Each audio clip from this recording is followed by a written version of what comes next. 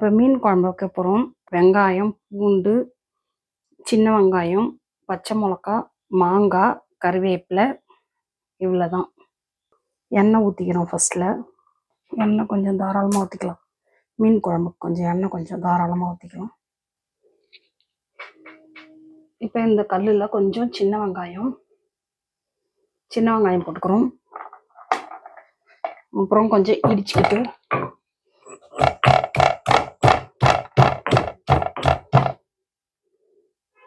கொஞ்சம் பூண்டு போட்டுக்கிறோம்.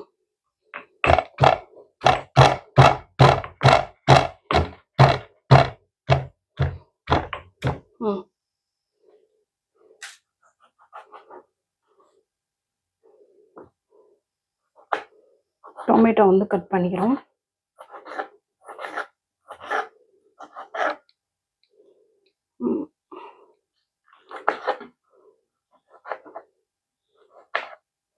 ஒரு ஸ்பூன் வெந்தயம் போட்டுக்கணும். ஃபஸ்ட்டு எண்ணெய் காஞ்சதும்.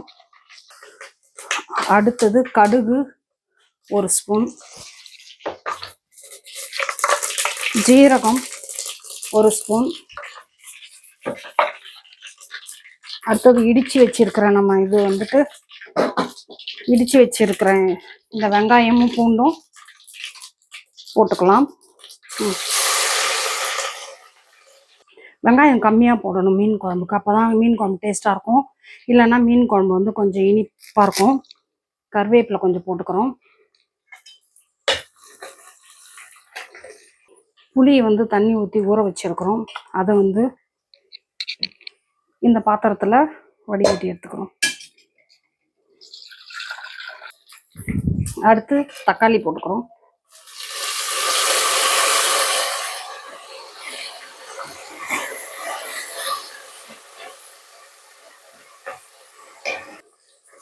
தக்காளி கொஞ்சம் கூட போட்டால் டேஸ்ட்டாக இருக்கும் மீன் குழம்பு. வெங்காயம் கம்மியாகவும் தக்காளி அதிகமாகவும் போடணும். வெங்காயம் கொஞ்சம் போட்டால் போதும். அது மாதிரி போட்டு செஞ்சு பாருங்கள், செம்ம டேஸ்ட்டாக இருக்கும் மீன் குழம்பு. வெங்காயமே போடாமல் நான் வெறும் தக்காளி கூட போடுவேன். நான் வந்து இதோட 3 தக்காளி போட்டிருக்கேன். தக்காளி நிறையா இருக்குது பார்க்குறீங்களா? 3 தக்காளி. நான் வந்து ஒரு 10 மீன் போட போகிறேன். கரைச்சி வச்ச புளி தண்ணியில் மிளகாத்தூள் போட்டுக்கணும். இது குழம்பு மிளகாத்தூள். எப்பயுமே மீன் குழம்புக்கு தமிழ்நாட்டிலலாம் இது கலந்து வச்ச தூள் தான் யூஸ் பண்ணுவோம். அதுதான் கிராமத்து சமையல். 3 ஸ்பூன், 4, 5 புளிக்கும் குழம்புக்கும் தகுந்தாப்புல நம்ம வந்து மிளகாத்தூள் எல்லாம் போட்டு கரைச்சி எடுத்துக்கணும். இப்போ வெங்காயம் தக்காளியெல்லாம் நல்லா வதங்கிடுச்சு. இந்த ஸ்டேஜில் நான் சொன்ன மாதிரி மீன் குழம்புக்கு சின்ன வெங்காயம் 4 போடுங்க. அப்போ தான் வந்து டேஸ்ட்டாக இருக்கும். அது நல்லா வதங்கணும். தக்காளி போட்டு நல்லா வதங்கணும். தக்காளி நிறையா, வெங்காயம் கம்மியாக. அப்போ தான் அந்த மீன் குழம்பு செம்ம டேஸ்ட்டாக இருக்கும். அடுத்தது மிளகு ஜீரகம் யூஸ் பண்ணலாம் மீன் குழம்புக்கு. சோம்பு போடவே கூடாது. சோம்பு குழம்புக்கு எடுத்துடும் டேஸ்ட்டை. சோம்பு கறி குழம்புக்கு தான் போடணும். சில பேர் வடவத்துக்கெல்லாம் சோம்பு போடுறாங்க. சோம்பு போடவே கூடாது. இது மாதிரி நல்லா சுருளை வதங்கணும்னு சொல்லுவாங்க. அதாவது என்னன்னா தக்காளி வந்து வதங்கிறதுலே நல்லா மேஷ் ஆகணும். அப்போ தான் அந்த குழம்பு டேஸ்ட்டாக இருக்கும்.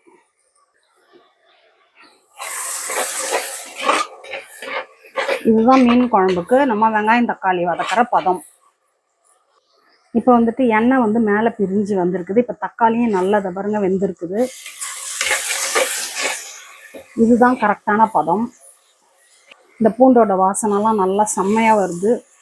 கருவேப்பிலை, பூண்டு, சின்ன வெங்காயத்தோட வாசனை எல்லாம் செம்மையாக வருது வாசனை. இது மாதிரி தக்காளி ஃபுல்லாக மேஷ் ஆன மாதிரி நல்லா வதங்கணும். வதங்கினதுக்கப்புறம் நம்ம அந்த புளி தண்ணியில் கரைச்சி வச்சிருந்த மிளகாத்தூள் தண்ணி எல்லாம் சேர்ந்து இப்போ இதில் ஊற்றணும்.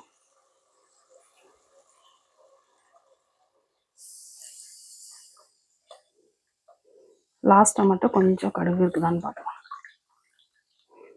அவ்வளோதான். இப்போ இந்த குழம்பு ரெடி ஆகிடுச்சு. இப்போ இது கொதிக்கணும். நல்லா கொதித்து சிம்மில் ஒரு 20 மினிட்ஸ் கொதிக்கணும். ஃபாஸ்ட்டில் கொதி வந்ததுக்கப்புறம் ஃபஸ்ட்டில் கொதி வரட்டும். புளித்தண்ணியில் மிளகாத்தூள்லாம் கரைச்சி குழம்பு கூட்டு முடிச்சதுக்கப்புறம் உப்பு வந்து புளிப்பு இருக்கிறதுனால கொஞ்சம் கூட போடணும். இது கல் உப்பு. இது குழம்புக்கு தகுந்தாப்புல போட்டுக்கணும் உப்பு. இப்போ குழம்பு கொதிச்சதுக்கப்புறம் மூடி போட்டுட்டு கொஞ்சம் லைட்டாக ஓப்பன் பண்ணிட்டு மூடி போட்டுட்டு நல்லா கொதிக்க விடணும். இப்போ ஒரு 20 நிமிஷம் ஆனதும் குழம்பு கொதிச்சதும் திறந்து பார்க்கணும். திறந்து பார்த்தாக்கா குழம்பு நல்லா கொதிச்சு சுண்டி இருக்கும். இந்த எண்ணெய் பிரிஞ்சு வரும், கொஞ்சம் நுர இருக்கும். இதுதான் டேஸ்ட் மீன் குழம்பு. இப்போ நல்லா கொதிச்சிச்சு. இந்த டைமில் இப்போ குழம்பு நல்லா கொதிச்சு எண்ணெய் பிரிஞ்சு வந்துருச்சு. இந்த டைமில் மாங்காய் ஒரு 4 துண்டு போடுறோம். அடுத்தது மறுபடியும் நசுக்கி வச்ச பூண்டு லாஸ்ட்டாக போடுறோம். அதுக்கப்புறம் கருவேப்பிலை ஒரு 2 கொத்து லாஸ்ட்டாக கொஞ்சம் போடுறோம். இந்த டைமில் இப்போ மீன் போடுறோம்.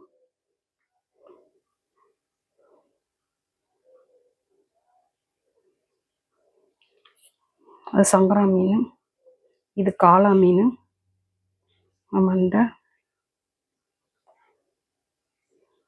இது காரப்பொடி, பெரிய காரப்பொடி, ஒரு நெத்திலி மீன், இதுவும் காரப்பொடி.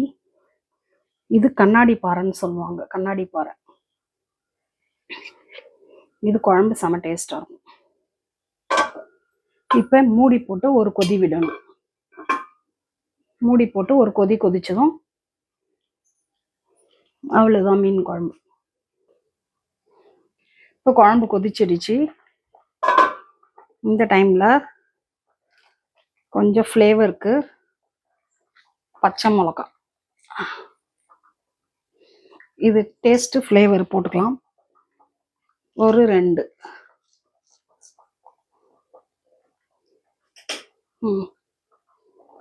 இந்த டைமில் போட்டால் அதனோட ஃப்ளேவர் அப்படியே நல்லாயிருக்கும், அந்த பச்சை மிளகாவுடைய ஃப்ளேவர். இப்போ திறந்து பார்ப்போம். Wow, super. பாருங்கள், மாங்காய், மீன், பச்சை மிளகா அப்படியே அந்த கலர்ஃபுல்லாக. பச்சை மிளகா வெந்துடுச்சுன்னா ஒரு ஃப்ளேவர் கொடுக்கும், வேகலைன்னா ஒரு ஃப்ளேவர் கொடுக்கும். இது நீங்கள் இந்த டைமில் போட்டிங்கன்னா மீன் குழம்பு ஊற ஊற அந்த பச்சை மிளகாயோட ஃப்ளேவர் அவ்வளோ டேஸ்ட்டாக அவ்வளோ சூப்பராக இருக்கும். அந்த குழம்பு அந்த செம்ம டேஸ்ட்டாக இருக்கும். அந்த பச்சை மிளகாவோட ஃப்ளேவர் ஃபஸ்ட்லேயே போட்டு வெந்துருச்சுன்னா அந்த ஃப்ளேவர் கொஞ்சம் சேஞ்ச் ஆகும். இதுதான் சூப்பர் மீன் குழம்பு.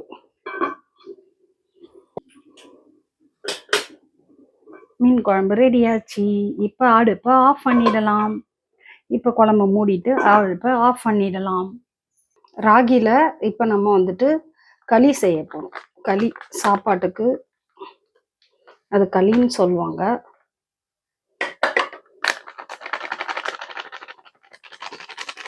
ஏன் கப்பு மாவு அளந்து எடுக்கிறோன்னா அப்போ தான் தண்ணி கரெக்டாக ஊற்றினா கரெக்டாக வரும். இது வந்து நிறைய பேருக்கு செய்ய தெரியாது களி, அதனால் நம்ம வந்துட்டு அளந்து எடுக்கிறோம் மாவு. இப்போ 1 கப்பு மாவுக்கு 2 கப்பு தண்ணி ஊற்றணும். இந்த கப்பில் அளந்த கப்பில் 2 கப்பு தண்ணி ஊற்றிக்கணும். 2 கப்பு தண்ணி ஊற்றிக்கணும். இப்போ தண்ணி கொதிச்சதும் இப்போ இந்த தண்ணியில் 1 கப்பு ரைஸ் போட்டுக்கணும், கொஞ்சமாக. இப்போ 1 கப்பு மாவு தான், அதுக்கு கொஞ்சம் உப்பு போட்டிருக்கோம், சால்ட். தண்ணி கொதிக்கணும். கொதிச்சதும் மாவு கொட்டணும். கிராமத்துலலாம் வந்து களி செய்யும்போது பெரிய குண்டா வச்சு செய்வாங்க. அப்போ 2 சைடு துடுப்பு வச்சு இப்படி இன்ட்டு ஸ்டெப்பில் இப்படி மாற்றி மாற்றி இப்படி திருப்புவாங்க. அப்போ இப்படி சுழண்டு வரும். இப்போ நம்ம கொஞ்சமாக செய்கிறோம், ஏன்னா இப்போ எல்லாரும் ஸ்மால் ஃபேமிலி ஆகிட்டாங்க, அதனால கொஞ்சமாக செய்யறதுனால சின்ன குண்டா வச்சுருக்கோம். அதுக்கு நம்மளுக்கு இது போதும், இந்த துடுப்பு போதும். இப்போ தண்ணி கொதிச்சிடுச்சு. இந்த டைமில் நம்ம மாவு கொட்டணும். சிம்மில் ஆக்கிட்டு மாவு கொட்டணும். இதை கையில் வச்சு தொழவிட்டு, இப்போ அளவு சொன்னோம் பார்த்தீங்களா, 1 கப்புக்கு 2 கப்பு தண்ணி, அதுதான் அளவு. 1 கப்பு மாவுக்கு 2 கப்பு தண்ணி, அதுதான் அளவு. இப்போ இப்படி நம்ம பருப்பு இது கீரை கடையும் தெரியுமா, அது மாதிரி அந்த மாவு வந்து கட்டி முட்டி இல்லாமல் நம்ம வந்து பண்ணணும். இந்த பாருங்க, அழகாக கட்டியாக திரண்டு வந்துடுச்சு பாருங்க. இப்படி ஒன்று, இப்படி ஒன்று, அவ்வளோதான், மாவு வெந்துடுச்சு. பாருங்க அழகா வந்துடுச்சு. இது தண்ணி அளவு வந்துட்டு 1 கப்புக்கு 2 கப்பு தண்ணி. பாருங்க வெந்து இருக்குது பாருங்க, வெந்துடுச்சு பாருங்க. வேகாம இருக்கக்கூடாது களியை பொறுத்த வரைக்கும். ஏன்னா நம்ம அப்பவே சாப்பிடுவோம், மாவு தெரியக்கூடாது. பாருங்க மாவு அழகா வெந்துடும். களி பொறுத்த வரைக்கும் நல்லா வேகணும்.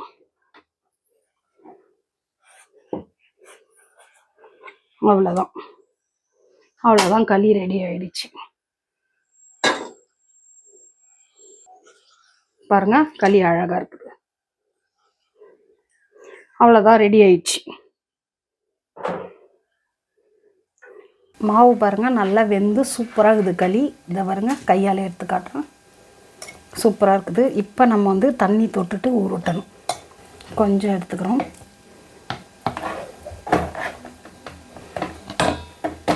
உடம்புக்கு நல்லது இதெல்லாம். வாரத்துக்கு ஒரு முறை நம்ம வந்து கறி குழம்பு மீன் குழம்புக்கு தான் செம்ம சூட்டபுளாக இருக்கும். இப்போ தண்ணி தொட்டு இந்த பாருங்க இப்படி உருட்டணும். பாருங்க செம சூடாக இருக்குது. இதுதான் கரெக்டான இது பதம். இப்போ இப்படி உருட்டுவாங்க. உருட்டி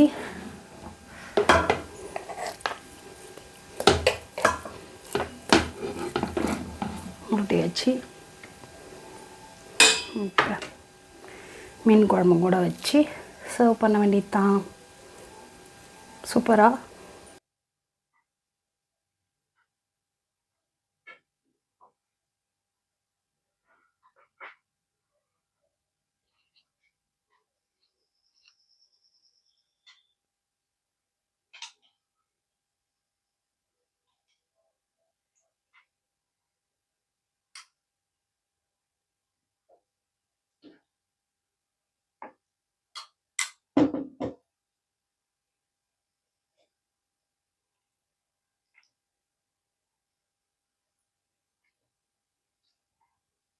நல்ல டேஸ்ட்டாக இருக்குது. நீங்கள் செஞ்சு சாப்பிட்டு பார்த்துட்டு ரிவ்யூவில் சொல்லுங்கள்.